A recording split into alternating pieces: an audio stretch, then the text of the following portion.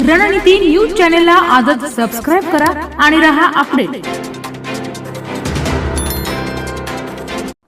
सांगलीमध्ये काँग्रेसचे प्रदेश उपाध्यक्ष विशाल पाटील यांच्या बंडखोरीने उभाटा शिवसेना अडचणीत आली असली तरी खरी गोची लोकसभा मतदारसंघातील काँग्रेस आमदारांची झाली आहे। सांगली लोकसभा मतदारसंघातील पलूस कडेगावचे नेतृत्व प्रदेश कार्याध्यक्ष विश्वजित कदम यांच्याकडे तर जतचे नेतृत्व विक्रमसिंह सावंत यांच्याकडे आहे। जिल्ह्यातील काँग्रेसचे सर्वच पदाधिकारी विशाल पाटील यांच्या उमेदवारीसाठी आग्रही होते। आता केवळ विशाल पाटील यांच्यावर कारवाई करून बंडखोरीला मिळणारे बळ थोपवणे अशक्य आहे।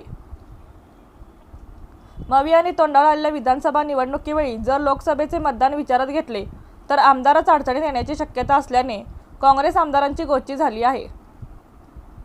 सांगलीच्या उमेदवारीचा घोळ उमेदवारी अर्ज दाखल करेपर्यंत सुरू होता। अगदी दिल्ली मुंबईमध्ये पक्षाच्या वरिष्ठ नेत्यांची सातत्याने संपर्क साधून सांगलीवर काँग्रेसचा हक्क असल्याचे सांगण्याचा प्रयत्न केला।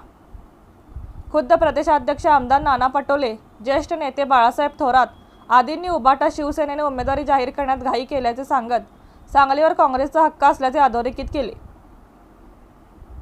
पक्षाध्यक्ष मल्लिकार्जुन खरगे यांनीही उमेदवारी बदलण्यासाठी प्रयत्न केले। मवियाच्या संयुक्त बैठकीपर्यंत हे प्रयत्न तर चालूच होते, पण उमेदवारी दाखल करण्याच्या अंतिम मुदतीपर्यंत उमेदवार बदलला जाईल असे सांगितले जात होते। असे असतानाची काँग्रेसवर नामुष्की का अडवली असेही विश्वजित कदम यांनी विचारून विधानसभा मात्र आम्ही सोडणार नाही असा इशाराही त्यांनी काँग्रेस नेत्यांना दिला।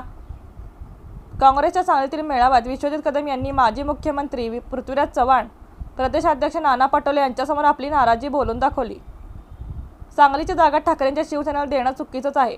मी इथं काँग्रेस नेत्यांना उघड पाडण्यासाठी सांगलीत बोलावलं नाही, पण हे सगळे होत असताना कोण काय करत होते हा माझा सवाल आहे असं विश्वजित कदम म्हणाले।